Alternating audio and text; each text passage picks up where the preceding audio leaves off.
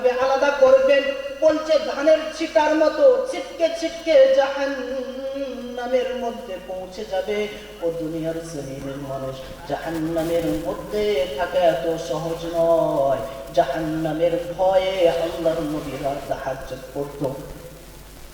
জাহান্নামের ভয়ে আল্লাহ রাব্বুল আলামিন তাই তো কুরআনুল কারীমের মধ্যে বারবার বলেন ইত্তাকুল্লাহ। ও দুনিয়ার জমিনের মানুষ, তোমরা আমি আল্লাহকে ভয় করো। আল্লাহ রাব্বুল আলামিন বলেন ইয়া আইয়ুহাল্লাযীনা আমানু ইত্তাকুল্লাহ। আল্লাহ রাব্বুল আলামিন বলেন ও ঈমানদাররা তোমরা শোনো, তোমরা আমি আল্লাহকে ভয় করো।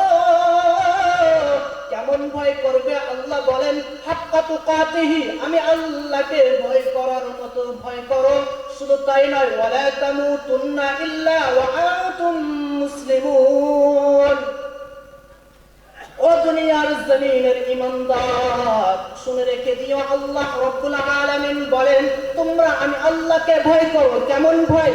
বলছে সাহাবা কিরাম রাদিয়াল্লাহু তাআলা আজমাইনরা আমাকে যেমন ভয় করত, যেমন ভয় করলে দুনিয়ার মধ্যে তোমরা আল্লাহর সঙ্গে নাফরমানি করবে না, নবীর সঙ্গে নাফরমানি করবে না, তোমরা আমি আল্লাহকে এমন ভয় করো।